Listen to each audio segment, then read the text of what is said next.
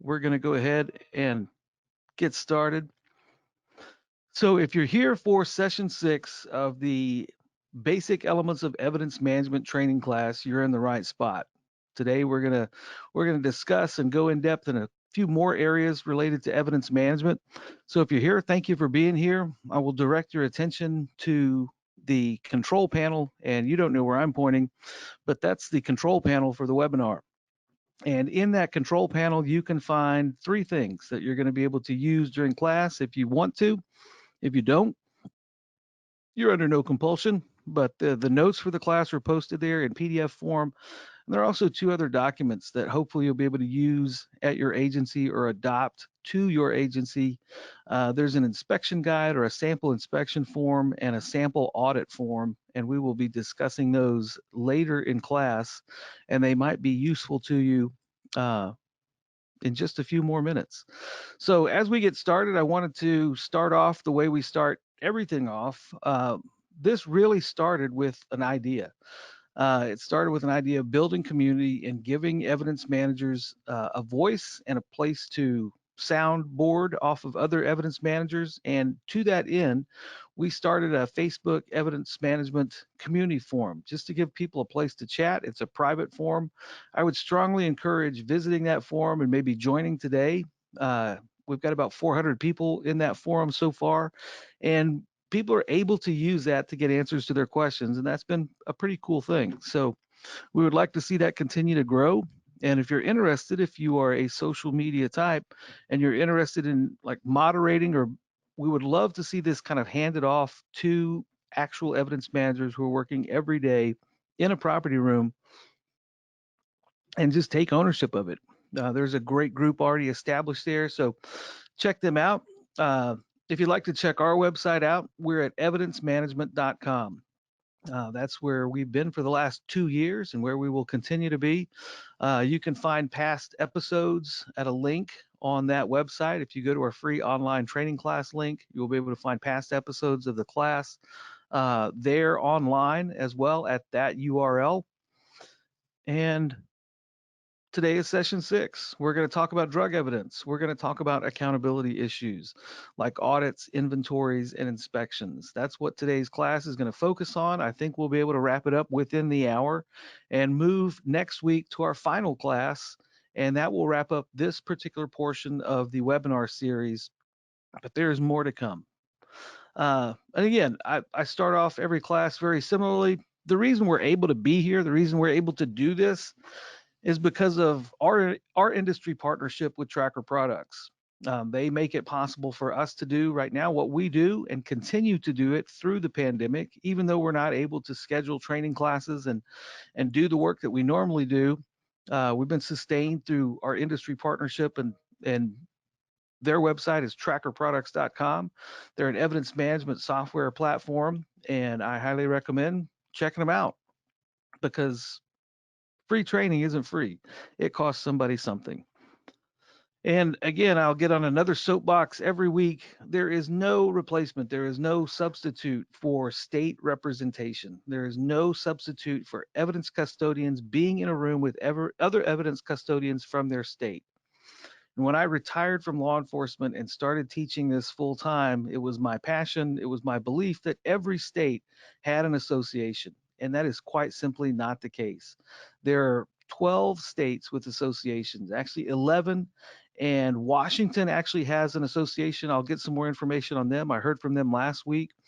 So there's one more to add on the list, but Minnesota is in the process of reforming their association, and we're hopeful that Oklahoma will be a destination that we will form an association with. But I would encourage you to go to our website, look at our 20 and 2020 initiative. That's something that we're trying to launch this year and trying to get more states involved in the process of advocacy.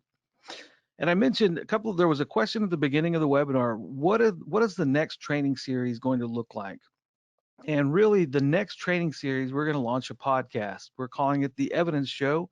It premieres June 11th, 2020 at 2 o'clock Eastern Standard Time.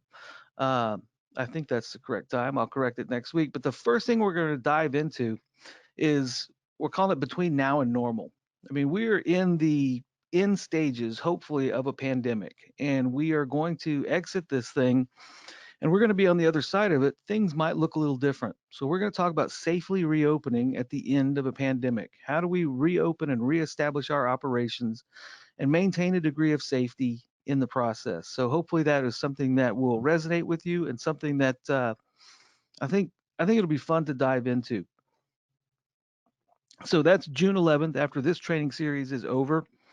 But same bat time, same bat channel. So our agenda today, we're going to talk about drug evidence. We talked last week about what you do with firearms evidence and currency evidence. These are types of evidence that require special considerations or special handling because of their nature, because of their value, um, for all sorts of reasons. We deal with these three evidence types differently.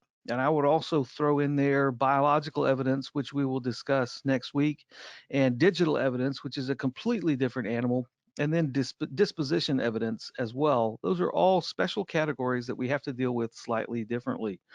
We're going to talk today about accountability, audits, inventories, and inspections. And at the end of the training class, we'll have an optional session to answer your questions and get feedback from you. If you've got questions, we will answer those, but we will wrap the official class up at the hour, and we'll open it up to questions, and I'll stay online as long as there are questions. So our notes today, again, if you are joining us late, you can find the notes in the handout section of the webinar panel. You can also find them on our website or on the Facebook Evidence Management Community Forum. The notes are literally everywhere. Hopefully you'll be able to find them somewhere. And there are additional resources for today's class that are posted right now in our handouts window. Um, Download those, peruse those at your leisure. They are available for you. So today, if you're just tuning in, if you haven't seen any one of these podcasts before, at the beginning I started giving a little more information about myself. That's gotten less and less and less as we go. Today it's a picture of my favorite Harley. That is my niece. She is actually my grandniece, and my motorcycle. So she's cute.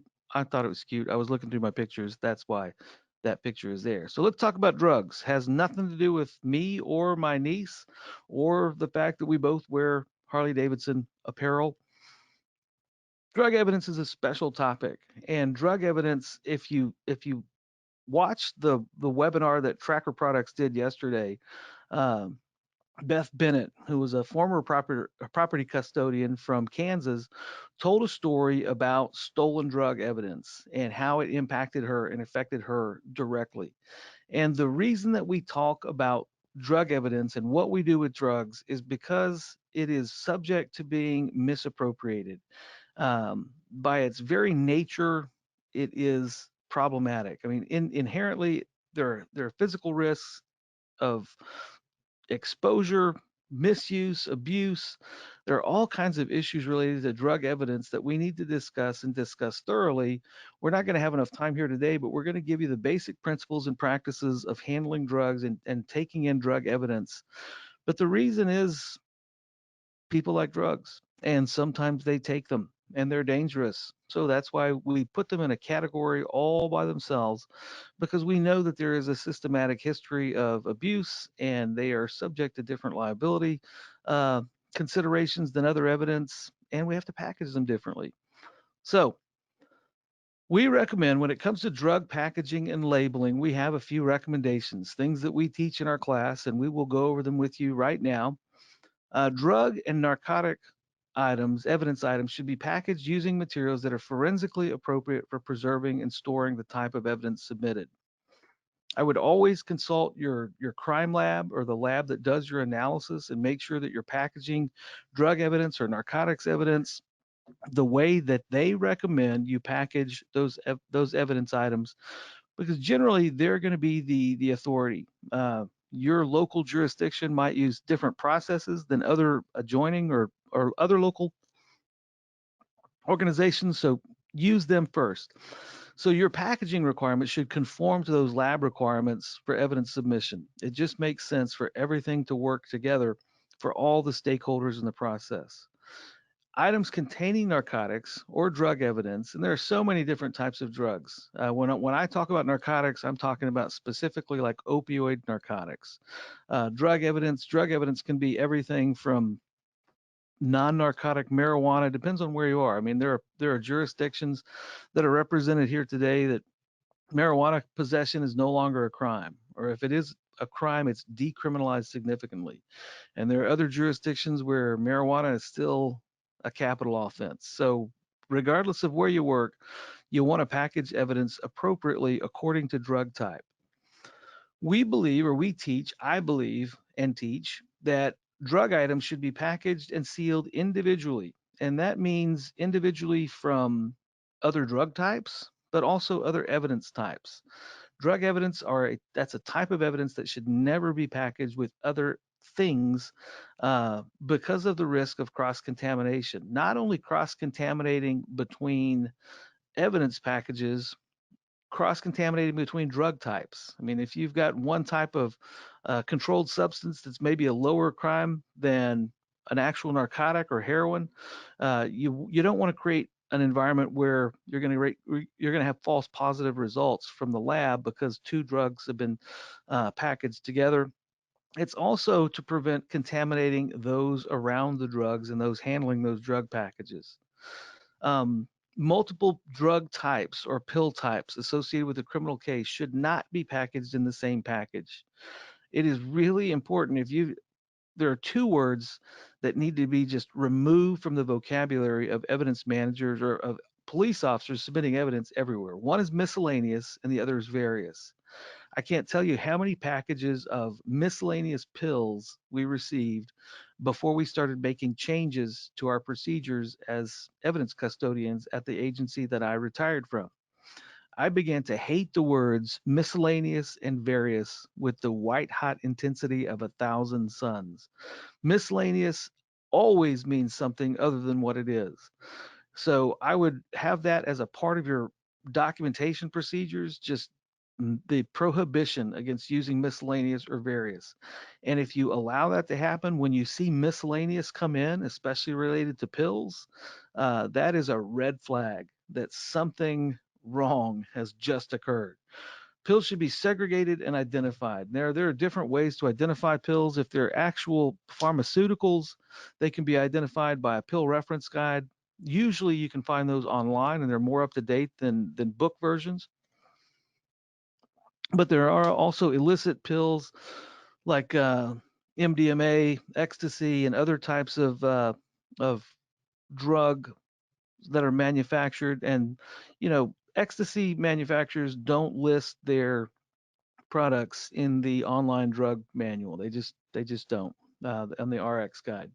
So those might not be identified, but we need to segregate them and identify them by color, by type, because we just don't know what they are. And oftentimes, or in this day and age, many agencies are going away from the field testing of drug items for good reason. Because of fentanyl exposure, it's just become a really bad idea to field test a lot of different things.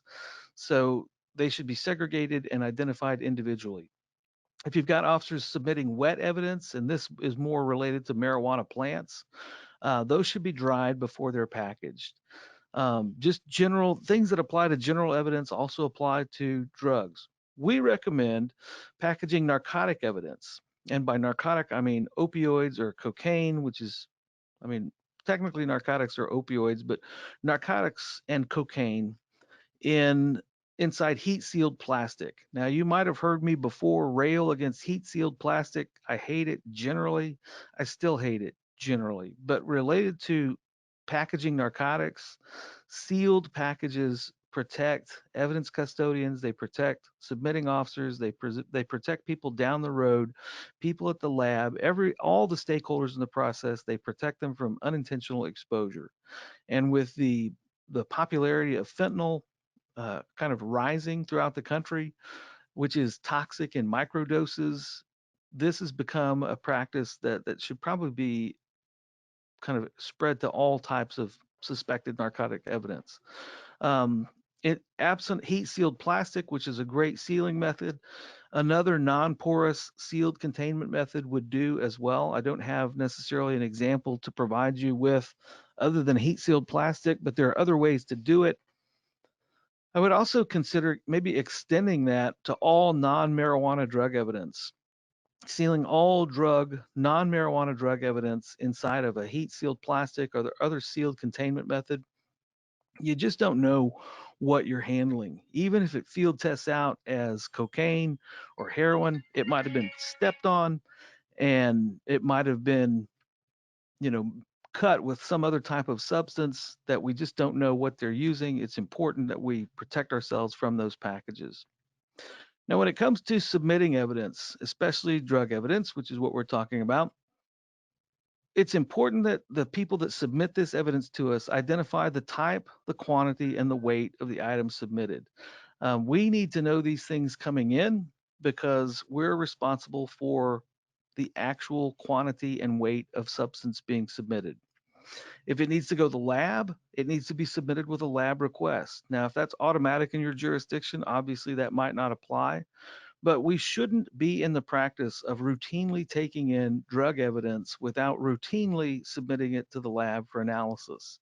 That's just part of most states' prosecution protocols, but we need that direction to come to us from the submitting officer that that needs to go to the lab. Accurate documentation is critical. And one of the part of the in the submission and intake process, we mentioned before, it's a two-part process. The officer submits the evidence or the investigator submits the evidence, and on our side of the equation, we take the evidence in. It is critical, especially with drug packages, that we are very acutely aware and paying attention to the evidence that's coming in. We need to be paying attention to the label of the package, to the weight that they're saying is coming in. It's really easy to catch this stuff on intake. It's very difficult to catch it years after the fact as it goes to trial. Every drug package that comes in, it should be part of your policy that it is subject to inspection and verification by evidence personnel. That's just a good thing to write into your procedure. It's also a better thing to do to have a routine practice of verifying or inspecting these packages and making sure that they meet the standard when they're submitted so that there aren't issues later down the line. If packages have inconsistent documentation, that should be a huge red flag that you inspect prior to accepting that item, prior to taking it in. If there's any type of inconsistency with the documentation of that item, it's really important to take care of that when it's submitted so that it's not a problem in the future. When we talk about accurate documentation, I think I mentioned before, the drug type or suspected drug type.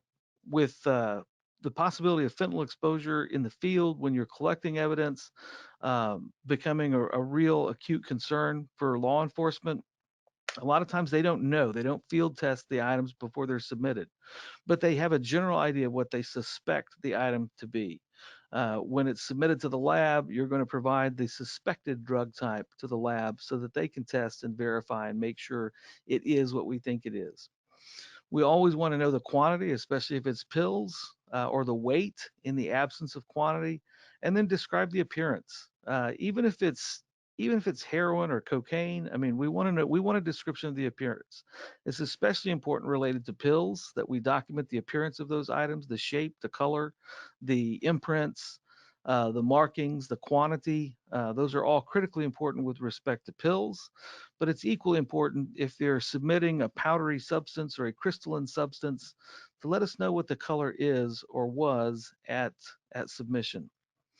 We recommend controlled field lists for evidence submission related to drugs, and that requires an evidence system capable of a drop-down menu that lets officers just kind of fill in those fields and check those things as they go because our databases, there are 50 ways to spell Glock. We talked about that when we talked about firearms. There are a billion ways to misspell marijuana. And databases have to have consistent information if we want them to be effective. So drop down menus are critical for database consistency and actually knowing what we've got in our evidence unit. We recommend drug evidence is kept separately from other evidence under increased security. We recommend a separate vault or a specific shelf that can be further enhanced with respect to its security. These are items we want to lock down, and however many people have access to your evidence vault, fewer people should have direct access to drug storage in your evidence vault. However you can achieve that is going to improve the integrity of the evidence at your agency. We also recommend adequate ventilation. There are OSHA standards, and in our normal class, we talk about uh, air changes and what adequate ventilation actually means. But when you walk into a drug vault and you can smell weed, or you can smell, uh, that chemical odor on a bale, or you know, a lot of cocaine. I mean, there's a chemical odor. Well, those odors are outgassed particles from that substance. And drugs are manufactured in the worst of possible conditions, and all of those chemicals outgas and can cause um, health issues for evidence handlers. It's really important that your drug storage area is ventilated. And that's another reason for segregating drug evidence from general evidence, is because we know that this stuff is going to outgas and it's going to have odor issues. There are mold contamination issues that go along with drug evidence that don't necessarily go along with general evidence. It's incredibly important we provide adequate ventilation for those areas. Now, when it comes to disposing of drugs, that's another thing that we want to pay attention to. Drugs are generally incinerated. Most agencies, most jurisdictions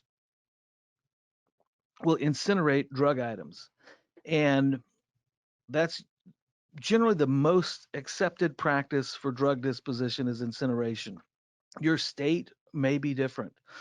We always recommend destroying these items in compliance with state and federal regulations. That's incredibly important that we follow those guidelines. I was excited at my agency. We got authorization and we got funding for a drug terminator.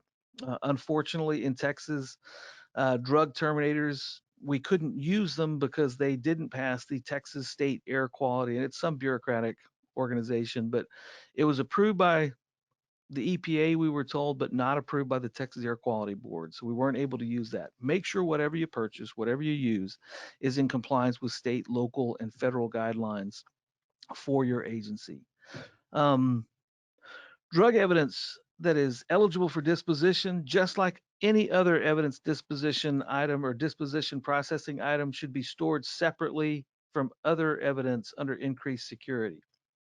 Drug disposal evidence, just period, to begin with, is more susceptible to theft or misappropriation or loss than any other evidence type. Now, when you put drugs into the equation, that is magnified by an order of magnitude. Uh, it is really important that we segregate drug evidence that is being prepared for disposition and keep it secure, keep those controls tight, and keep the security conditions high related to that evidence, because we know that it is subject to loss and misappropriation. We teach as a part of our standards that disposition processes involving drugs, really involving any evidence type, you have to have two people there to witness and verify the disposition. That is critical. If you're a one person shop, borrow somebody. If you have to go to an adjacent agency, these are transactions that you want to do with someone present. You want a witness present. Um, at each stage of the process. So, like other disposal evidence, don't mark it destroyed or disposed until it's actually been destroyed or disposed. That is something that plagues evidence rooms everywhere. It's just really important that we continue that practice, and we reinforce that as many times as we can. Retain those records permanently. Disposition records, especially related to drugs, are things that you should retain permanently uh, with your evidence management unit, so that you have something to go back to years later when those things rear their ugly heads again.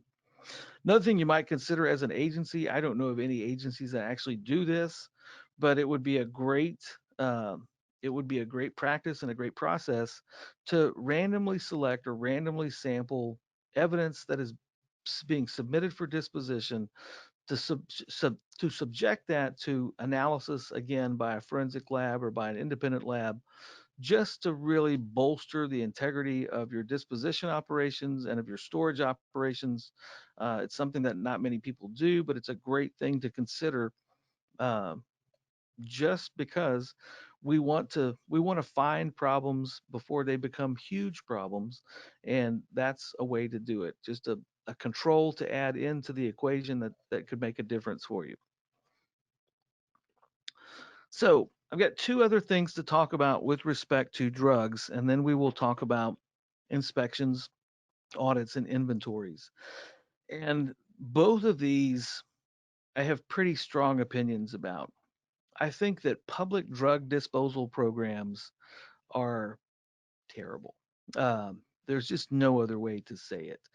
And I don't think you could find anyone teaching evidence management principles or practices that would recommend that an agency just take any kind of drug in a container. And usually at our agency, it was stored outside the jail for some reason. That was the area of our agency that was open 24/7, the area where every drug addict walked by after they got released. So that's where we kept our drug disposal container. These programs usually involve the uncontrolled or anonymous disposal of narcotics. Um, if there's any way you can get out of it or make it somebody else's responsibility, please do. If you participate in one of those programs, though, you need to make sure that you've got security measures that are capable of uh, preventing unauthorized access, that require two-person uh, access to those containers when you're emptying those containers, and documentation practices and sealing practices that keep you from the potential accusation that you've pulled drugs out of that bag. It's if you can possibly avoid it, avoid it. They just defy every standard and best practice related to evidence that exists. So it's a soapbox. Another thing that I would recommend avoiding are canine training aids. In many areas of the country, it's a common practice, and if you're a canine handler, um, we could have an offline discussion.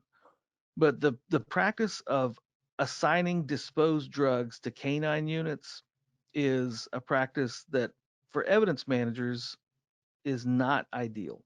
There are multiple reasons for this. We recommend not participating in canine training aid programs. One, because the DEA can provide canine training aids to canine units for training use, and those are lab tested. They know what the substance is. The stuff that we're releasing to officers for as a canine training aid, we don't know the composition, we don't know the quality, we don't know the intensity of those drugs, and we don't know what other contaminants exist with those drugs.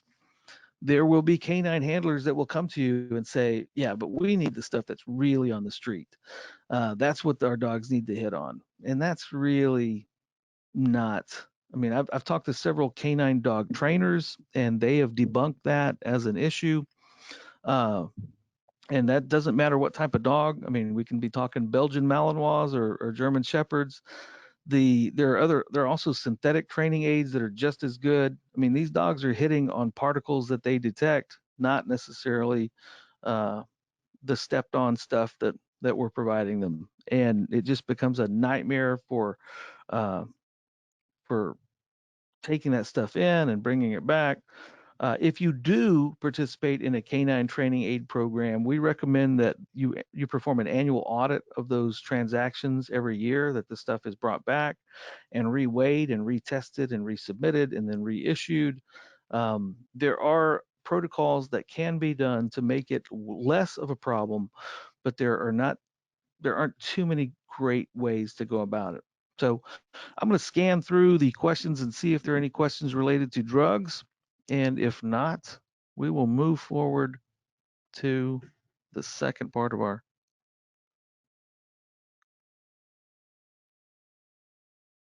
There you go. James is here, and yeah, he just underscored.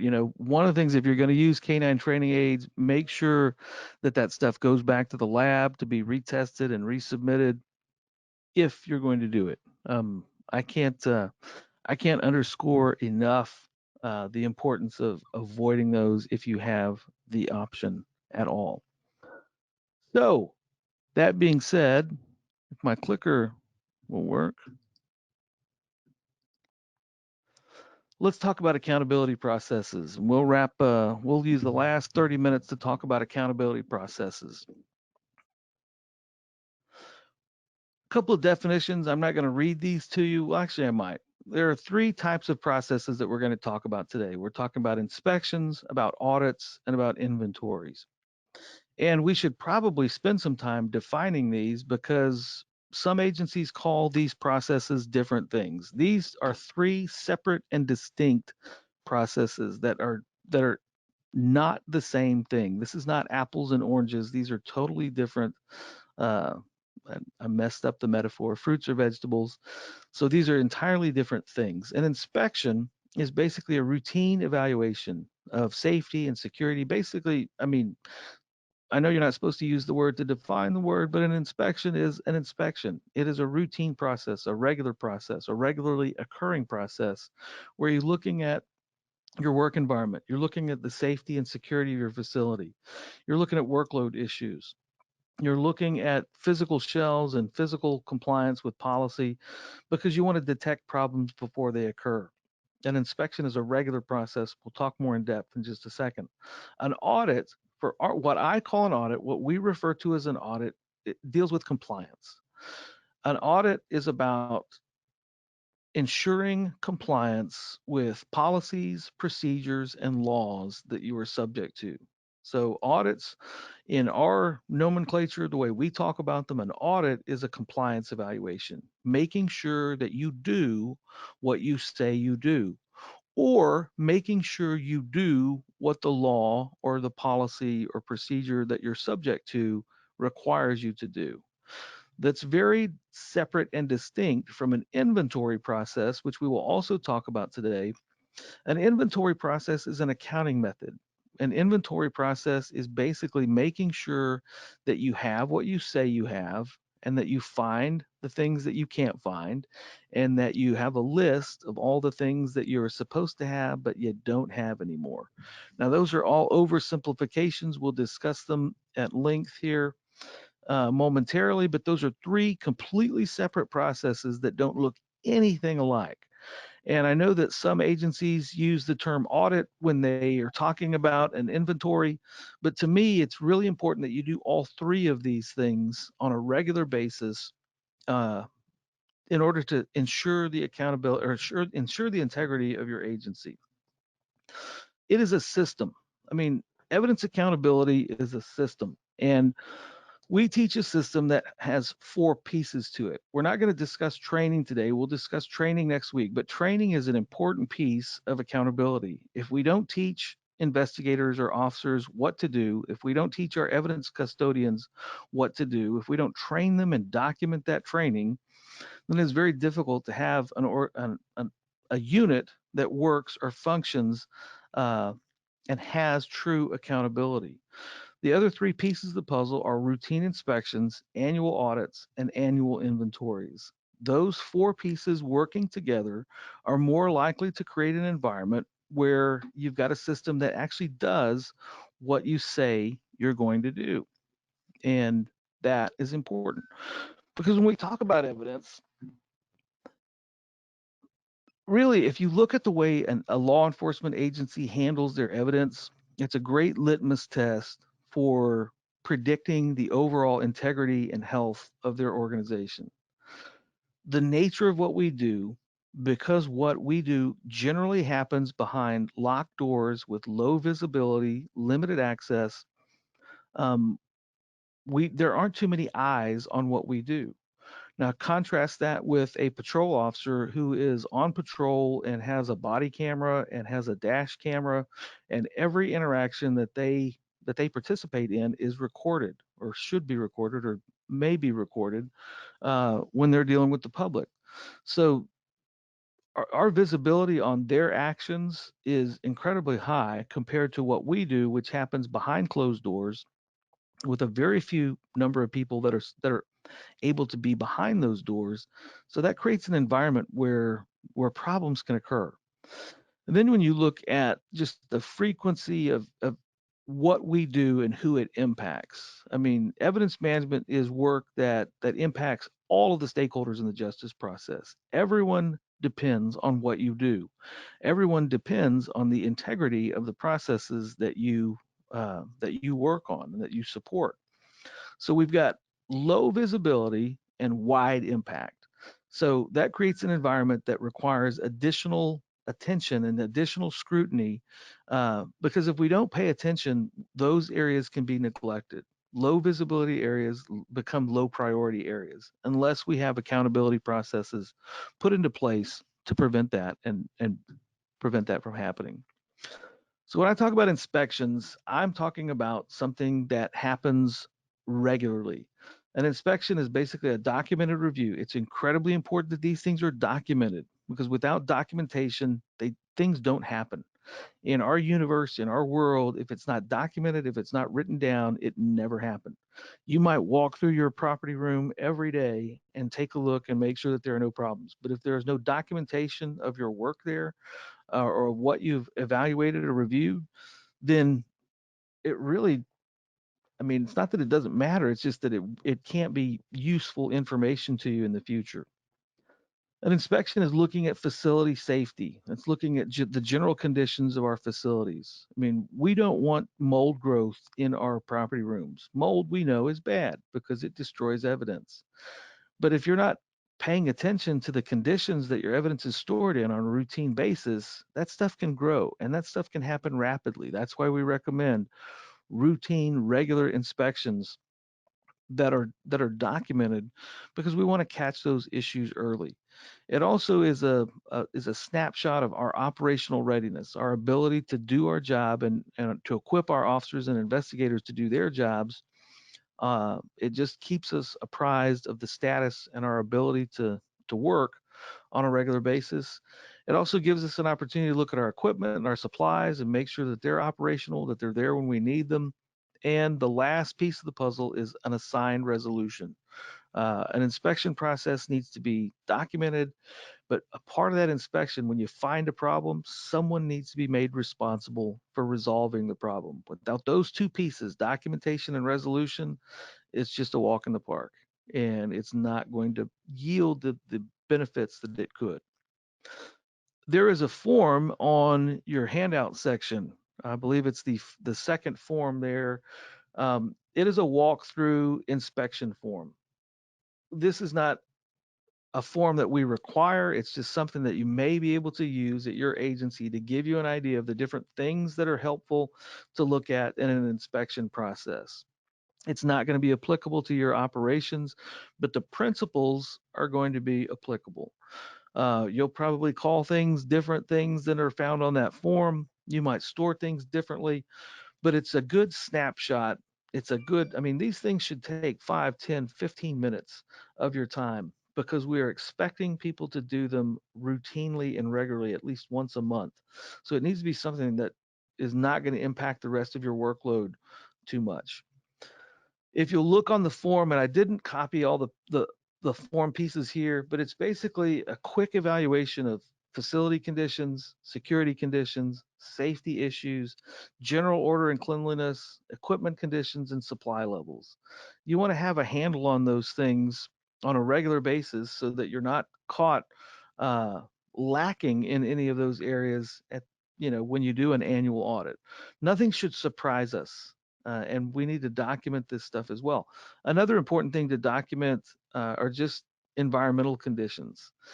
We talk about the 360-degree chain of custody. Part of that is a storage environment that is appropriate for evidence. And the only way to demonstrate that you store evidence appropriately is to have some type of documentation of the storage conditions that you store evidence in. Every inspection log, you should be able to demonstrate, hey, the temperature in the room was 72 degrees. It was 28 relative humidity, over time that builds a portrait of an appropriate environment for evidence storage. And that requires documentation, because if it's not documented, it never happened. The inspection process should also include kind of a workload analysis. We are routinely, as evidence custodians, especially in smaller agencies and smaller operations, um, we're not able to do everything that we need to do. We're not able to get to all the practices and processes that we would like to do. The only way to change that, the only way to change the needle there and help get resources directed appropriately, is documentation. The inspection process is also a great time to take a look at those items that are outside of your custody. It's a great time to pay attention to the small things. We need to be paying attention on a regular basis to the number of items out to the lab, or the number of items checked out to an investigator or out to court. Wherever the items are out, if we're responsible for them and they're out of our custody, those files need to be frequently checked and looked at. The inspection process is a great time to do that. Um, we recommend that at an absolute minimum, as far as a standard is concerned, that your unit should be routinely inspected at least once each month.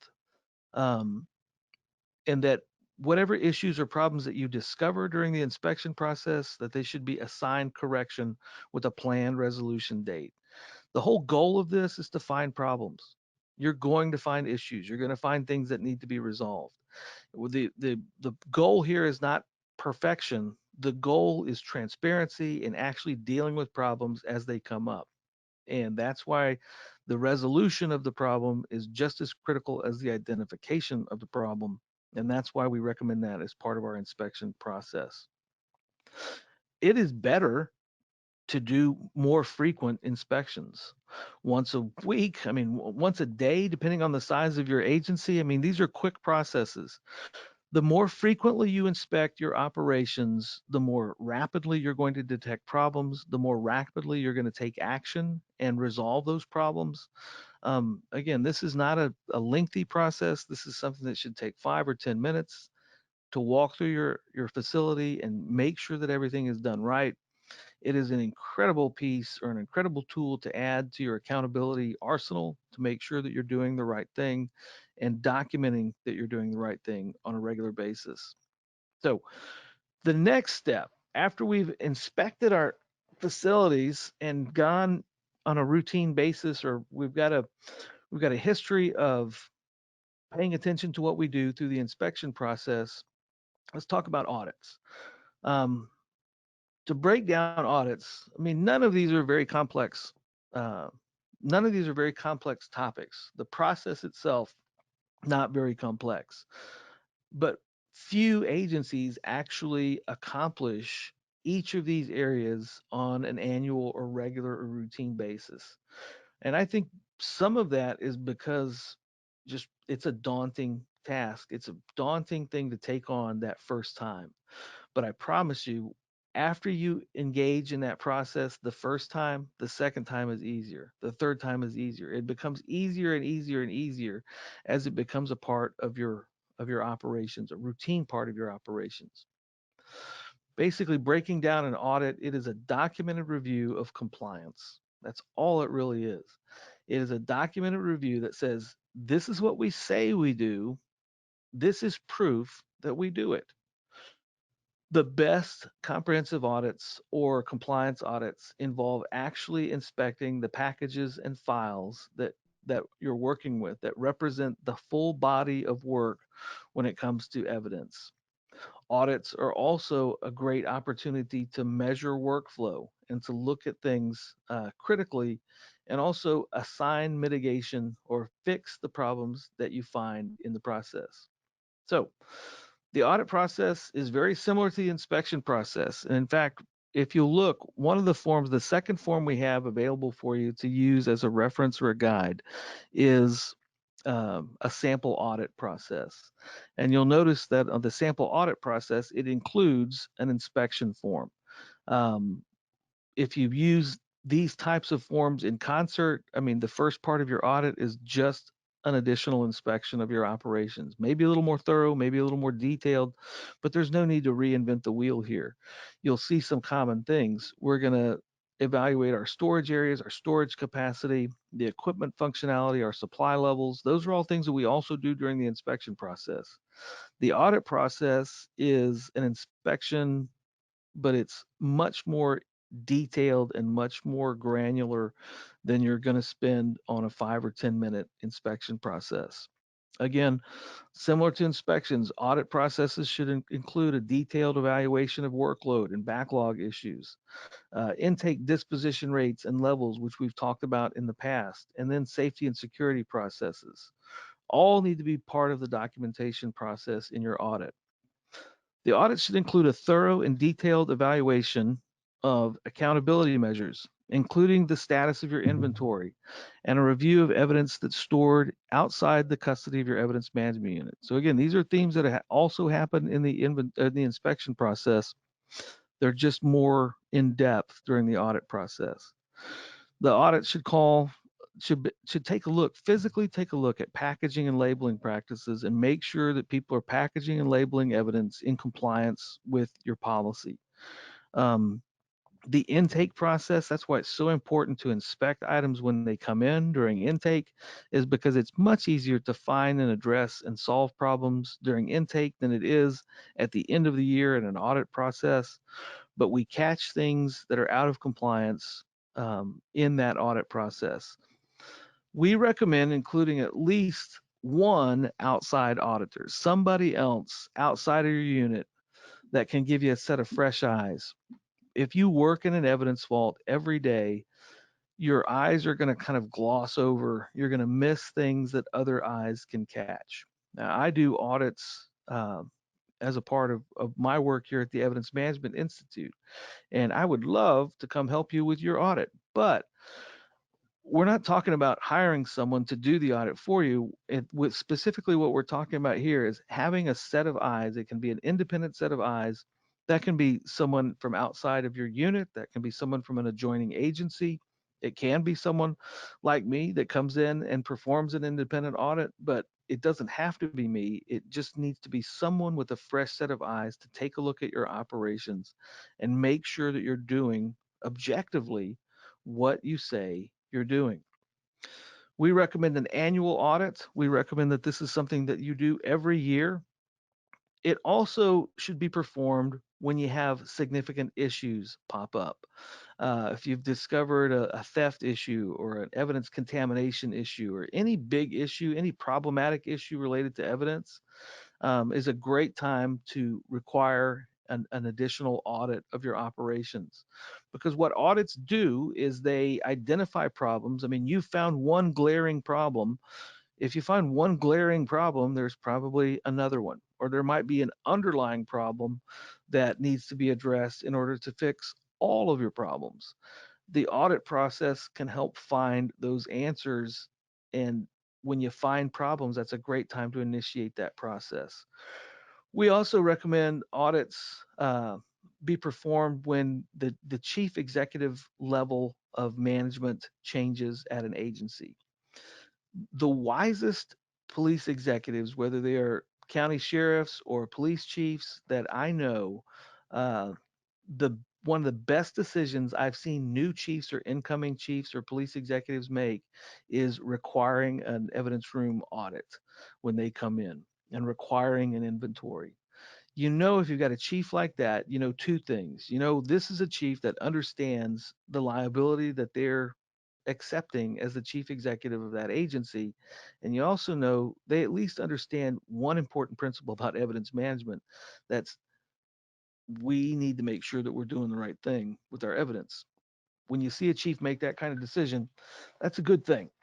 You want a chief coming in to ask for that. It's not because he doesn't trust you or doesn't trust what you're doing. It may or may not be the case, but that is a great time to do an audit and to kick off an audit process because it's going to protect the chief executive from liability, from the not knowing what he ought to have known.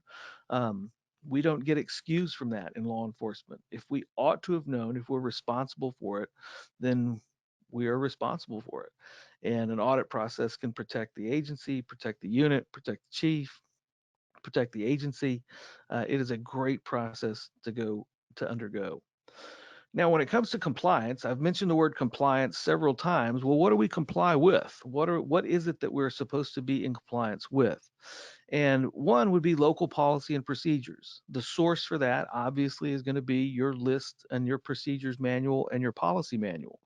That is one compliance source. One source that you need to be compliant with is going to be local policy and local procedures.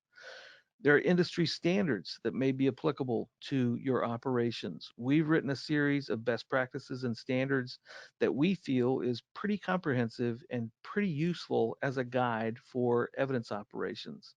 Now, we can't compel anyone to comply with those standards or best practices, but we can safely say that those best practices and those standards will help you become a better evidence unit and increase the integrity of your evidence at your agency. You're welcome to use our standards. There are other standards that exist. Um, Feel free to use them. It's what you consider as an agency to be the appropriate thing. Now, if that flies in the face of what everyone else in the world thinks, that's a red flag for you. But those standards exist. I would recommend making use of them. There are also accrediting entities like CALIA. CALIA is a state law enforcement agency accrediting body that goes into police departments and certifies or accredits them as a CALIA certified uh, unit. I will tell you that every accreditation standard, and I've read CALIA's standards, I've ordered and subscribed to their standards when they update their standards. The thing about CALIA, if you're a CALIA accredited agency, good for you. But when it comes to evidence, the CALIA standards cover about this much of what's really important as to for healthy organizations and evidence integrity. They don't go far enough, and they don't really understand deeply or widely the important issues related to evidence management. CLIA accreditation is a great thing. It is a wide agency process, and it really communicates that your agency is trying to do the right thing and complying and documenting their compliance with that accrediting agency or entity is a great thing. I'm not discouraging CLIA accreditation at all. I think it's a wise and prudent thing. It's expensive, but there are other accrediting bodies out there that exist. The whole point of them is compliance and making sure that you're doing the right thing. All I want to say is their standards cover this much, and there is so much more important information and so many more important standards out there. Um, so don't get too comfortable if you say, well, we're CLIA accredited, so we do everything right. Well, they don't include everything in their definition of right. It is really important to be in compliance with your standards issued by your forensic lab. In Texas, the Department of Public Safety runs our crime lab. We modeled our procedures and our compliance based on their standards. So we want to be in compliance with their standards because they're the agency, they're the crime lab that we use. So that for us was just an easy dovetail. If you're at an agency that doesn't have the benefit of a state lab giving you guidance on appropriate, forensic handling and packaging of evidence, we recommend going to the NIST Biological Evidence Preservation Handbook. I can't encourage you enough to download that and memorize the whole thing because it is great information. But absent of lab standards that you have to comply with that are issued by a lab that you work with, following the practices that you'll find in the NIST guide, um, you're not going to go wrong if you follow those. The last set, and we can't publish a list, but our statutory compliance issues, basically state law, federal law. These are things that we're still required to comply with, and we need to check and make sure that we're in compliance with. So those 6 areas or those 5 areas: local policy and procedures, industry standards and best practices, and that would kind of include accreditation entities, then forensic compliance and statutory compliance. Those are the things that we're looking for. Are we in compliance with these four areas? Are we in compliance with our policy? Are we in compliance with what the industry recommends that we do? Are we in compliance with forensic labs and what they recommend? And are we in compliance with state and federal law? When you really know the answer to those questions and you know that the answer is yes, yes, we're compliant with our own policy and procedures. Yes, we follow industry standards and best practices. Yes, we follow the direction and guidance of our forensic labs. And yes, we're in compliance with state and federal law. You know that you are an agency that has done its level best to protect the integrity of evidence and do the right thing. And compliance is just documenting and demonstrating that you're doing what you say that you're doing. Our evidence template that I've provided, you'll notice there are 6 pages. If you haven't downloaded, I'm just going to show you right here. Page 1 takes a look at key control, another issue that needs to be worked or looked at on a regular basis. Some of these might not apply, but you'll notice each section includes an important element or aspect of that audit template or of that audit process. We look at workload on page 2. We look at inventory levels on page 3. Page 4, we set our item targets. We're going to look at 25 general evidence items. We're going to look at, and these are things that you'll set by your own policy and procedure. This is just a template. The next page, on page 5, you'll look at shelf to file items. The amount of stuff you can find from an audit, an item audit, is incredible. And if you'll look for every single item that you look at, there are at least 5 or 6 important things that you can learn about that item just by taking a look at the package. You can determine how long did it take you to find the package. Uh, was it properly documented? Was that item eligible for disposal? Was it packaged according to standards? All those 5 pieces of information are incredibly useful for you as an evidence manager, and it doesn't take long to do that with a significant, statistically significant number or piece or portion of your evidence storage. Last page, page 5, is the assessment. The things that we found have been assigned to a person and given a resolution date. What you don't want to happen is do your annual audit and every year you find the same 6 things wrong and nothing has ever been done to correct them. I mean, what that communicates to me as an independent observer is that you've known this problem existed and you've done nothing about it. And that is an area where it definitely exposes you to some liability. We want to learn from our mistakes and not make them again. That's what's important about the audit process. So inventories, we got a couple of minutes left. Fortunately, inventories are really pretty simple processes. Now, the first inventory you do is going to be a bear.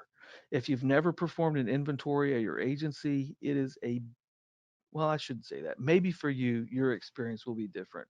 Mine was a nightmare. It took months because we had so many things working against us. We'd never done an inventory before, never embarked on that. We had database issues where we had evidence in old databases and new databases and on paper. It was a nightmare, but we did it. And every inventory after that was much faster. We started getting everything into the computer system. So we scan it. And we went from a month long or 2 month long process. We could do an inventory at our agency in a couple days maximum. Uh, but an inventory is pretty simple. You begin with a list of what you say you have or what you think you have. You check that list against what you actually have, and then you reconcile the accounts. That's all an inventory is. So we recommend performing that inventory with at least 2 people present. That just ensures accountability and also provides verification.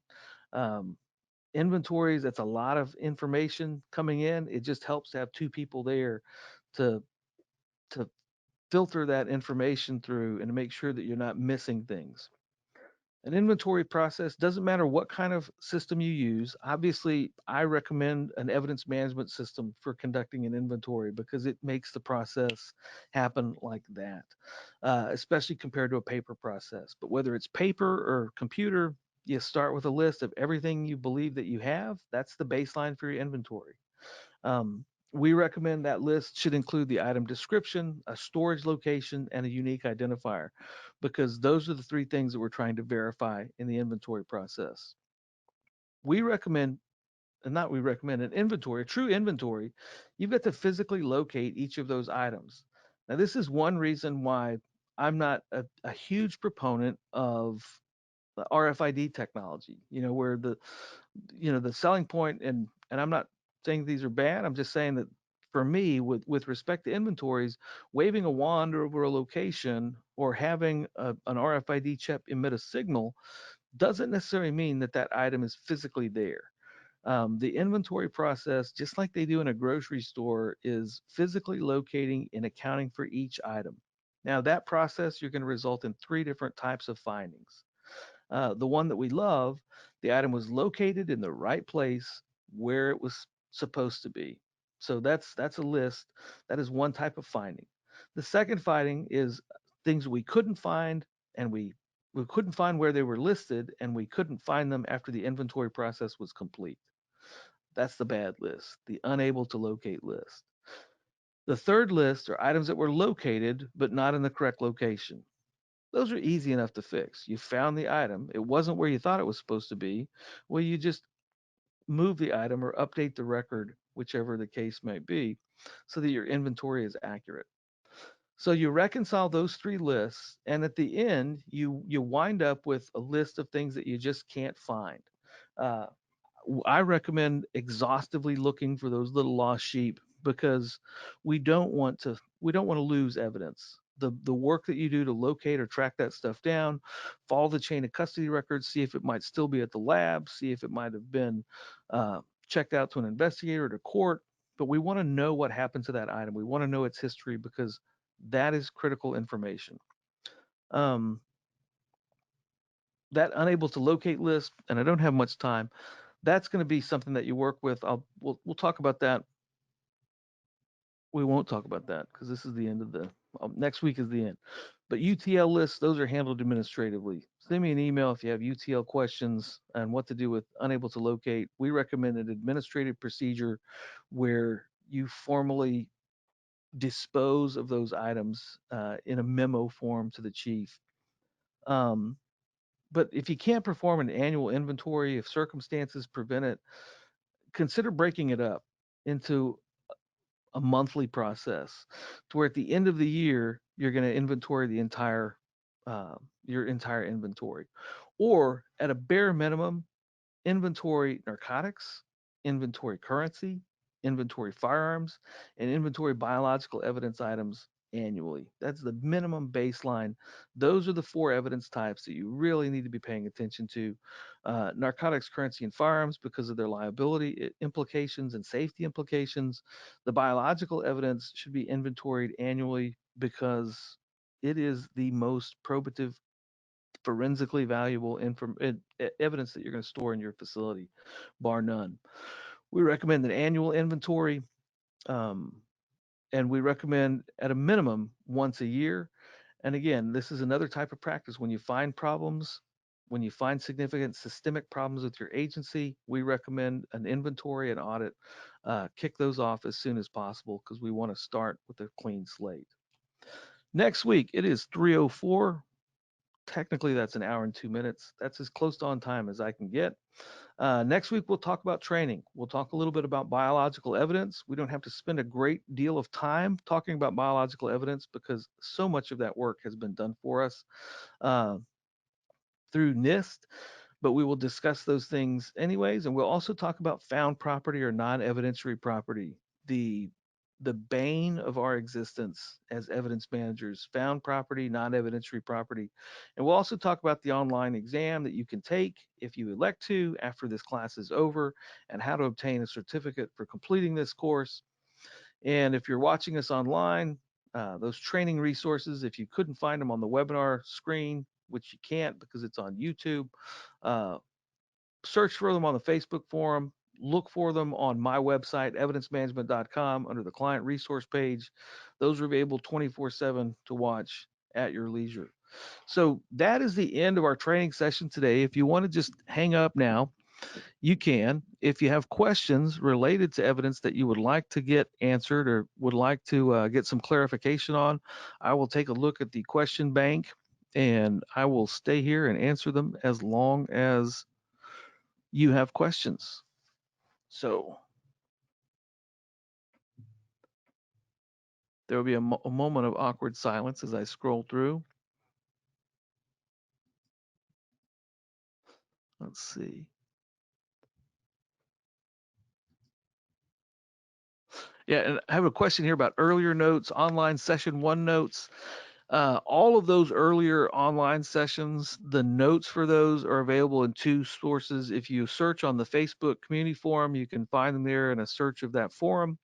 You can also find those on our website under the client resource page. Those are the two ways to find that information.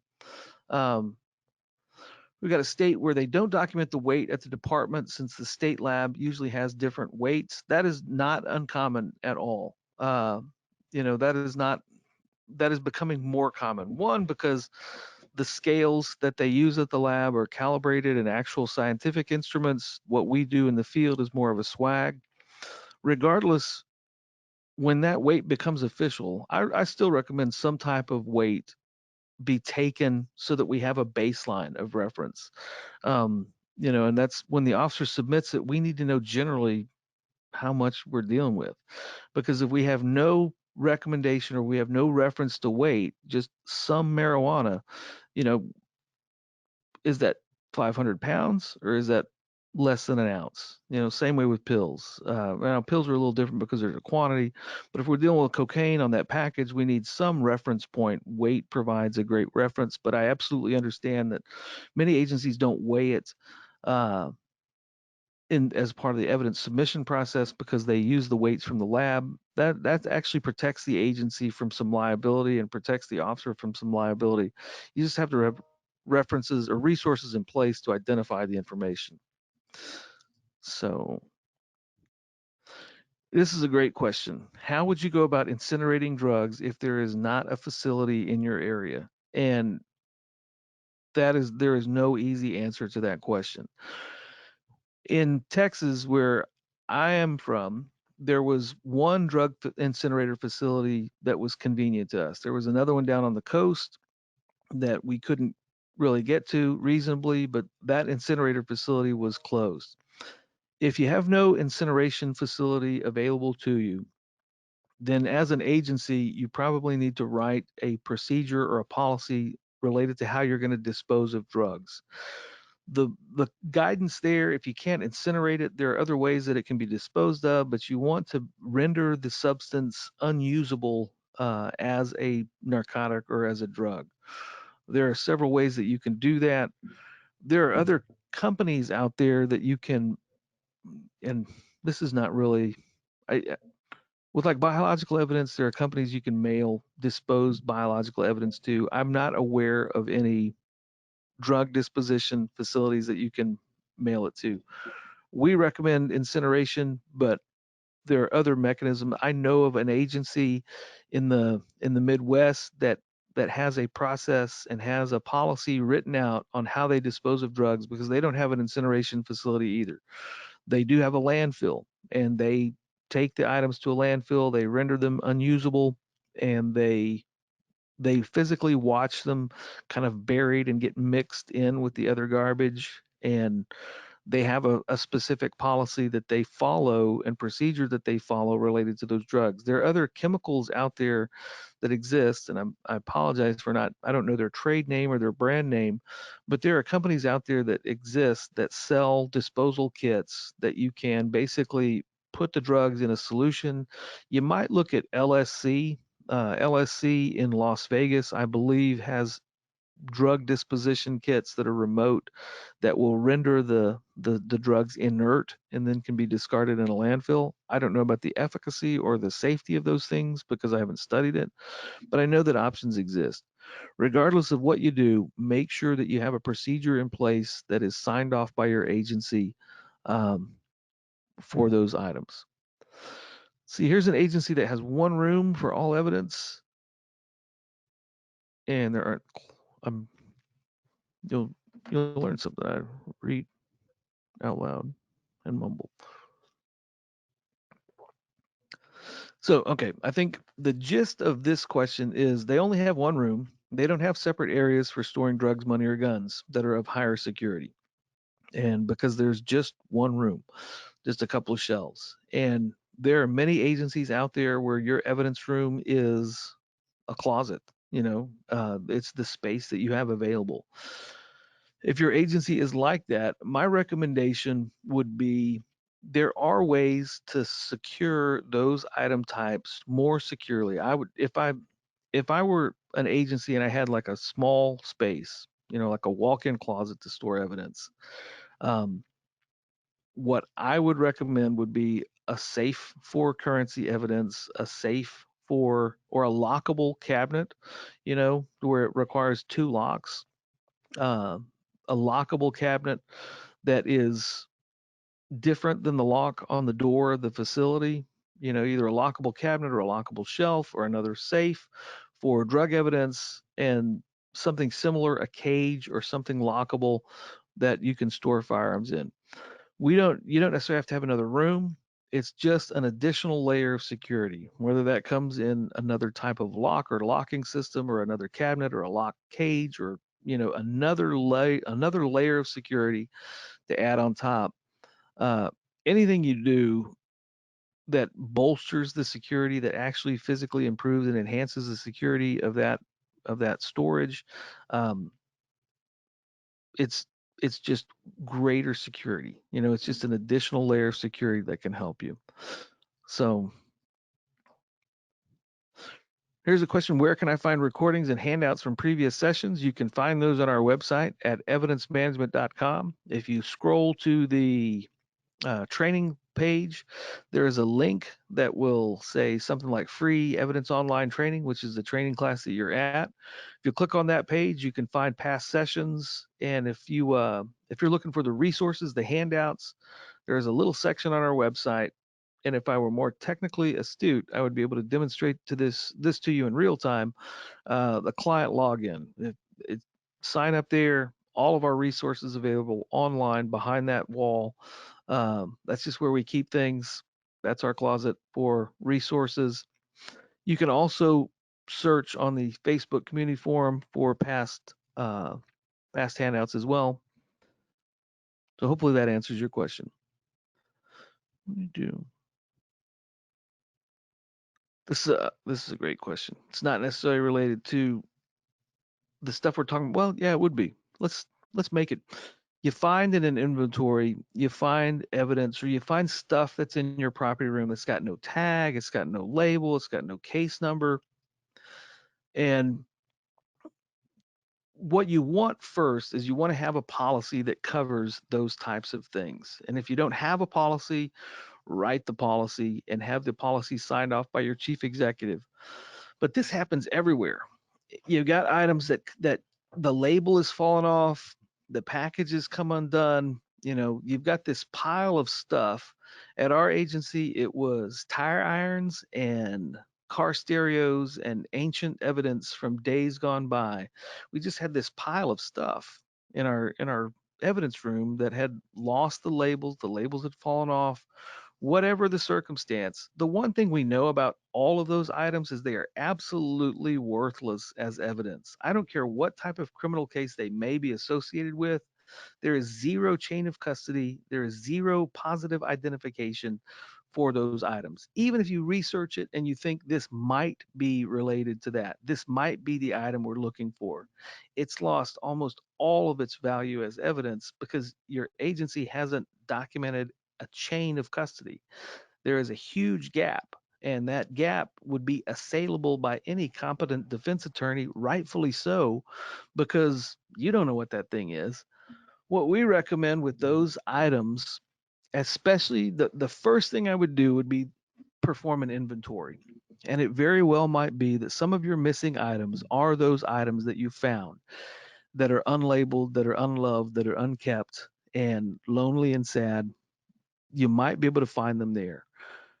What I would recommend after the inventory, if some of these items, part of your research, indicates that these items might be the droids that you were looking for, then I would document those, and I would recommend trying to move those into the disposition process.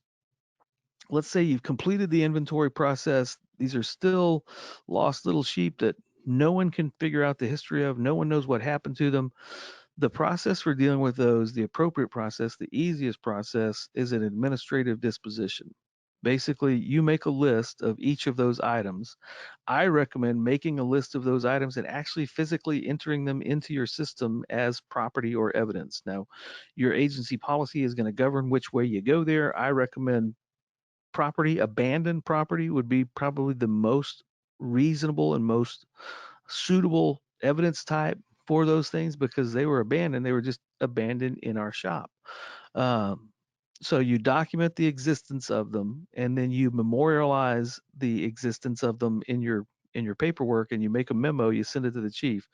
Dear chief, now it wouldn't be this curt or short, but dear chief, after the inventory process of the year 2019, we located these 5 items. These 5 items could not be associated with any criminal case, could not be located, um, are not believed to exist in our property system. We have no record of them.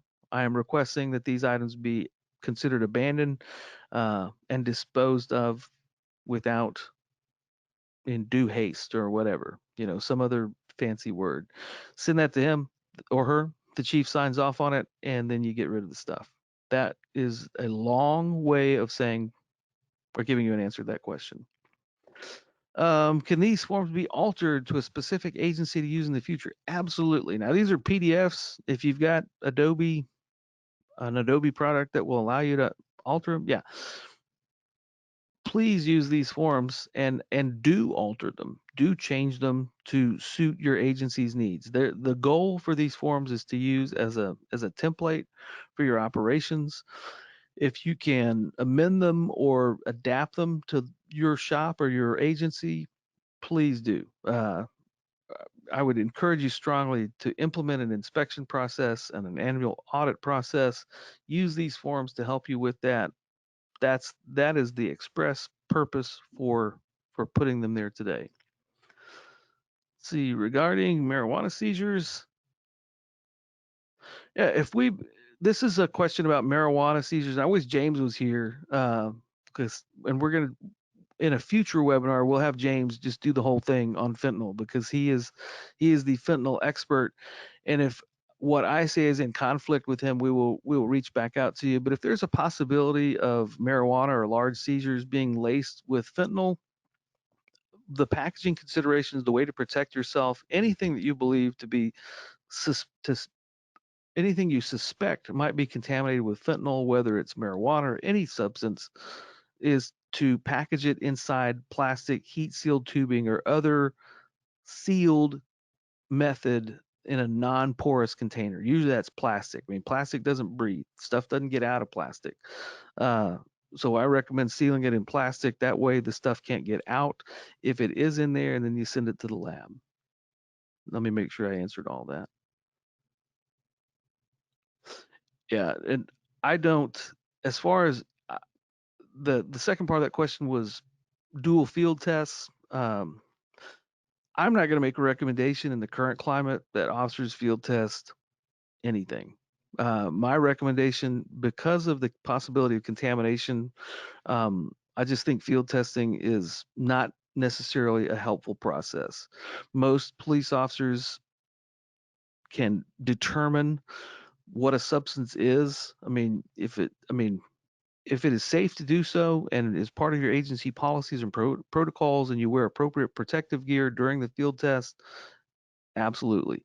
If you can do a non-contact test or a non-invasive test like a NIC kit with the swabs, then the least invasive process that you can do that is going to result in an accurate test, do that. But I would recommend avoiding field testing drugs whatsoever. So, the question was, would I do 1 or 2 field tests? I would do 0. If I think it's got fentanyl, I'm not going to field test it at all because it is potentially lethal in micro doses. And that was just one word. Wasn't a bad word. Um, Recommendations for disposing of lithium batteries from vape pens. The lab won't accept them. Uh, so here's the thing with lithium batteries. Lithium batteries, uh, all batteries can cook off. Lead acid batteries, alkaline batteries, lithium batteries, they can all cook off. They are all hazardous to store, especially if they're in bad condition or disrepair. I would recommend, because lithium batteries come in, if well, one, the best way to not take in lithium batteries is to educate officers that the lithium battery is probably not a probative part of the criminal case against this individual. If you have to take in the lithium battery, there might be circumstances where that makes sense, but generally don't educate your officers and have them not bring that in to begin with, because it is a hazardous material. It can, under the right circumstances, ignite, and it can ignite evidence adjacent to the evidence that you're storing, so it's particularly problematic. If the officers submit lithium batteries, one recommendation that I would make is that you provide officers battery containers, specific battery, lithium battery, like the 18650 battery containers, that they can enclose those batteries in. Or another method where the contacts of the batteries are not going to contact a material or substance that can allow them to complete a circuit. Um, so there are definite recommendations, but I would stop short of saying that we don't accept them, but I would certainly educate officers and require safe packaging guidelines that would include removing the battery from the device. And that doesn't matter if it's a vape pen or a cordless weed eater that you bring in. I mean, those are all lithium batteries that are capable of being problematic under the right circumstances. I would separate them and segregate them from the items. In fact, I would go as far as to say that if you've got an excessive amount of lithium batteries, I wouldn't store those in general evidence with other property evidence. I would have a specific area where you keep hazmat materials and store lithium batteries in there. What you don't want to do, and this has actually happened in an agency, is have a lithium battery that was in a rickety suspect container cook off and ignite a package adjacent to it. That's a problem that you don't want to have, especially if that is an important package of evidence. So I'll continue to scroll down. You're welcome. I have a question. If I was going to come do an audit or an inventory, what would you need to do prior to the inventory? I mean, the baseline thing that you need to conduct an inventory um, is a list. You need one baseline list that contains every item that you believe to have in your possession. Some type of source or list would be the first thing that you would need to create. You cannot do an inventory without a baseline. That would be the first thing. The preference, obviously, if someone was going to come in and do an inventory, you have to start with that baseline list, and then you have to start with a way or means to identify the items on that list. In the old school system where you had a paper list or you had a spreadsheet with every item listed on it, uh, God forbid, it was a totally by hand process. But part of our inventory we had to do with a spreadsheet. We created a spreadsheet of items that we were looking for. We had several fields: barcode number, item description, and location. And we literally searched for those items individually by hand and checked them off the list. That's the worst possible use of human time, but that's the first thing that you have to have before you do an inventory process is a baseline list. This is a good question from Russell. If you don't weigh the drugs when they come in and when they leave, how do you know that you don't have any loss? That's why I recommend some type of weight being assigned. Now, you might list that as submitted weight or unverified weight, and then have another field for lab verified weight. But I do believe that it is critical to have an incoming weight that gives you some frame of reference to describe that item. Because again, without any type of weight, we could be talking about 5 ounces of cocaine. Well, that's a lot. That's a lot. Uh, you half an ounce of marijuana or 50 pounds of marijuana without some kind of weight reference. That's just the way we're able to identify. That's an important identifier. I believe that that needs to go in there. The way that you treat that weight, or the the weight that you give that weight, can vary. Like a unverified weight or submitted weight, and just know that that's not what the lab is going to use as their weight. Um, I recommend that as part of your process. Yeah, Nate mentioned the drug terminator. If you can use the drug terminator in your jurisdiction, that's, you know, if that works for you, then that is a solution. Unfortunately, I was excited. I wanted one because I like to play with fire, and I was all set to buy one, and I was told that we couldn't use one in our jurisdiction because of the Texas Air Quality Board. As long as you are compliant with state and federal air quality guidelines and you're not doing something that violates any one of those, yeah, there are products that exist, ways to burn, uh, that don't necessarily include a dual chamber incinerator facility. There are boiler companies, there are incinerator facilities out there. It all goes back to your agency practices and processes.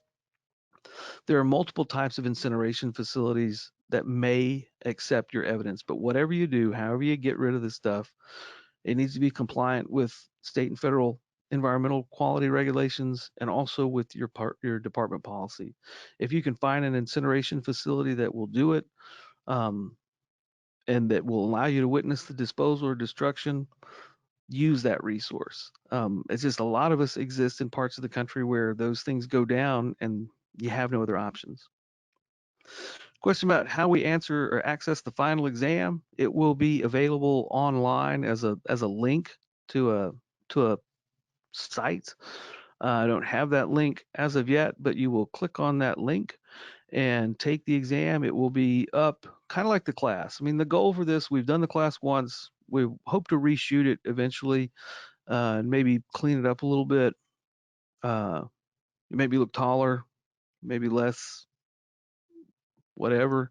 But yeah, that link, the training sessions will be available 24/7 in perpetuity.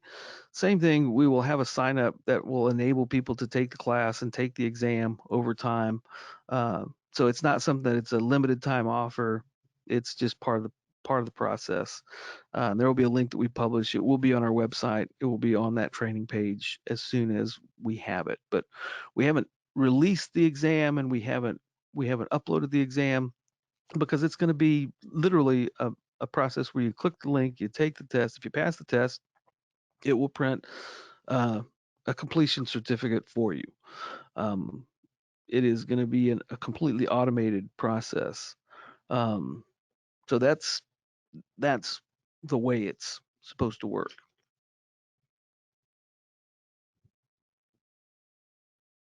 Yeah, this is a problem.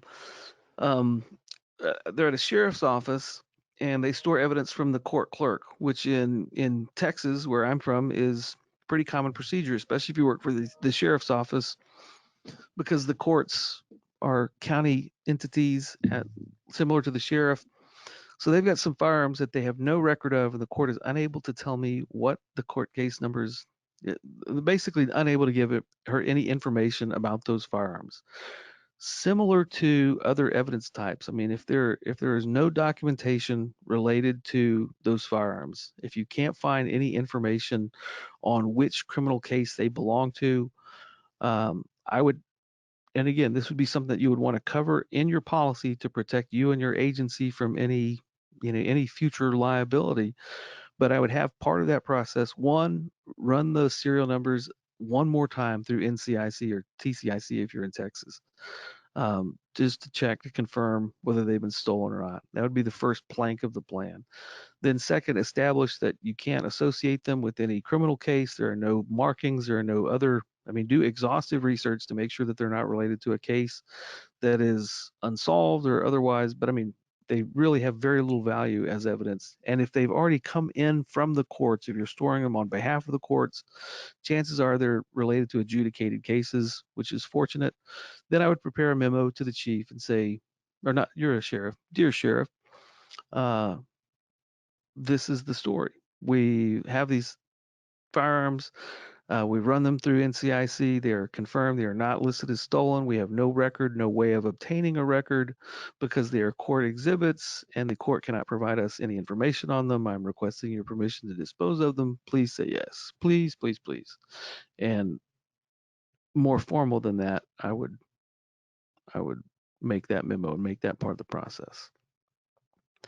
Um, could put vapor devices as potentially hazardous items in a flam cabinet. A flam cabinet is a great place, not necessarily for the device itself, but certainly for the batteries. I would make and if I'll back up a step, with respect to vapor devices, I mean, they're basically just boxes. You know, the battery is the hazardous material.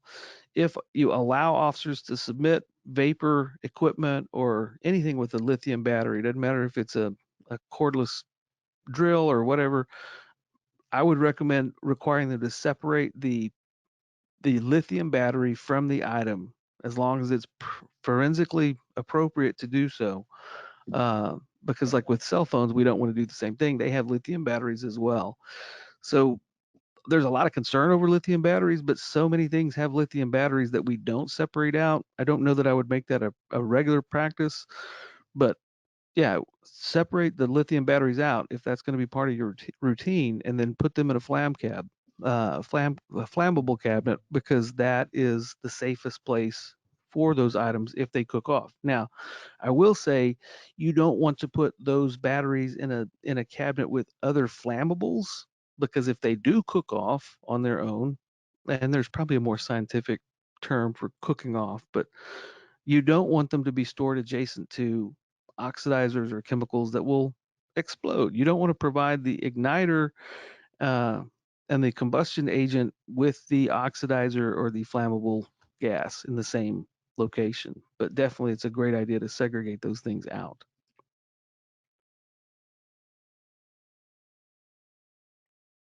Okay, here's one suggest from another training group to call it an audit weight or write it on the item to include the packaging. And I believe that we're referring to drug items, when they come in. We we need to know the weight of the thing in some form or fashion just to deal with it as a quantity of something.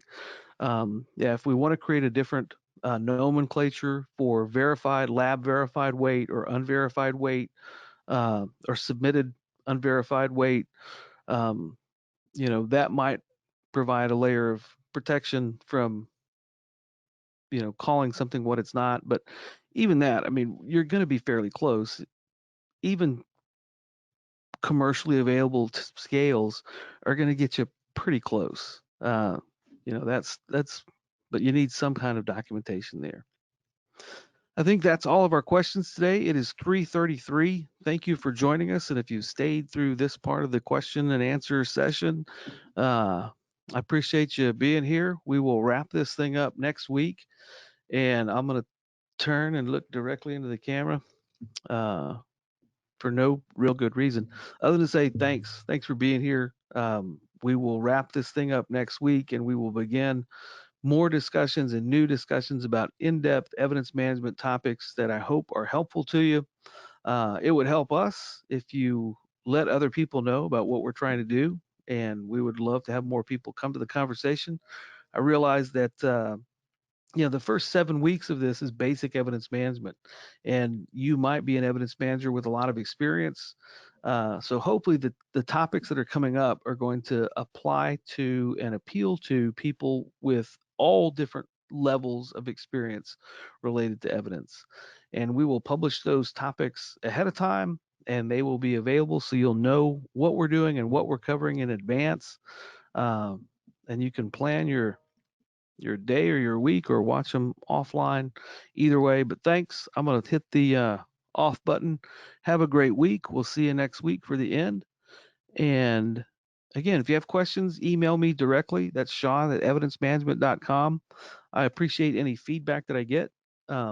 If there are issues, if there are problems that we need to address, we want this to be a valuable, useful experience to you as an evidence custodian. And, you know, nothing is going to be as complete as attending a 2-day class where you've got other humanoids to talk with and actual live interactions. But hey, we can't do that right now. So hopefully this is going to be useful to you as well. Thanks for being here.